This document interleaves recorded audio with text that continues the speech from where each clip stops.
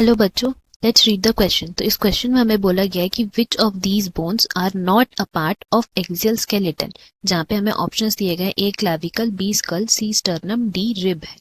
तो इस क्वेश्चन का अगर हम की कॉन्सेप्ट की बारे में बात करें तो यहाँ हमारा की कॉन्सेप्ट हो जाएगा एक्सियल स्केलेटल सिस्टम। तो हम लोग एक्सियल स्केलेटल सिस्टम जानने से पहले जानते हैं व्हाट इज स्केलेटल सिस्टम। तो स्केलेटल सिस्टम को हम लोग डिफाइन कर सकते हैं as a framework of bones and cartilage which is responsible for all the movements in our body. Now जो ये हमारा स्केलेटल सिस्टम है उसको हम लोग 2 डिवीजन में डिवाइड किए हैं एंड दोज डिविजन्स आर, पहला है एक्सियल स्केलेटल सिस्टम एंड दूसरा है एपेंडिकुलर स्केलेटल सिस्टम। तो सबसे पहले हम लोग यहाँ पे बात करते हैं एक्सियल स्केलेटल सिस्टम की। तो उसमें हम लोग बोल सकते हैं कि टोटल 4 सब पार्ट्स है इस एक्सियल स्केलेटल सिस्टम की, which are skull, vertebral column, then we have sternum and third हमारा जो फोर्थ आता है, थर्ड स्टर्नम था, और फोर्थ आता है हमारा रिब्स। तो ये वह हमारा एक्सियल स्केलेटल सिस्टम के बारे। नाउ अगर हम लोग बात करते हैं एपेंडिकुलर स्केलेटल सिस्टम के बारे, देन वी कैन से यहाँ पे आते हैं हमारे all limbs along with girdles. तो इससे हम लोग फर्दर बोल सकते हैं कि ये हमारा एपेंडिकुलर स्केलेटल सिस्टम के लिए हो गया। Now according to the question हमें एक्सियल स्केलेटल सिस्टम के बारे बात करना है, दैट इज इसके बारे। तो हम लोग बोल सकते हैं कि यहाँ पे हमें स्कल मिलते हैं, वर्टिब्रल कॉलम मिलते हैं, स्टर्नम मिलते हैं, रिब्स मिलते हैं।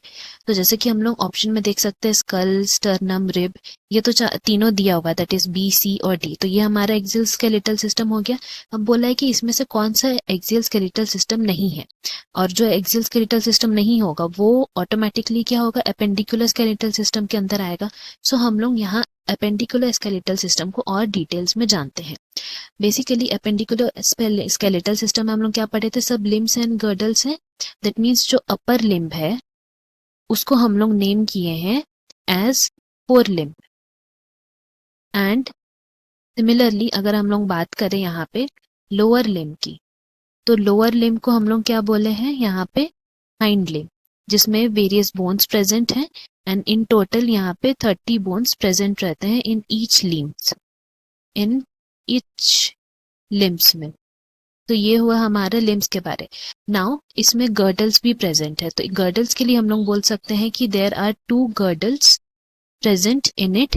अपर लिम्ब में कौन से गर्डल प्रेजेंट रहते हैं उसको हम लोग बोलते हैं पेक्टोरल गर्डल, जो आर्टिकुलेशन में हेल्प करता है।